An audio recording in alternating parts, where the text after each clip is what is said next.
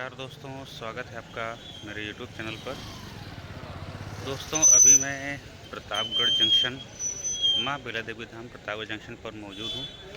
और आज एक बहुत ही स्पेशल दिन है, क्योंकि माँ बेला देवी धाम जंक्शन प्रतापगढ़ के ठीक पीछे आज रेल कोच रेस्टोरेंट की ओपनिंग हुई है।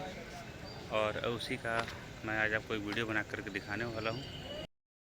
दोस्तों, आप देख सकते हैं मैं इस समय माँ बेला देवी धाम जंक्शन के मेन गेट के सामने हूँ। और मेरे ठीक पीछे अब आप देख सकते हैं यहाँ पर रेल कोच रेस्टोरेंट जो अभी खुला है।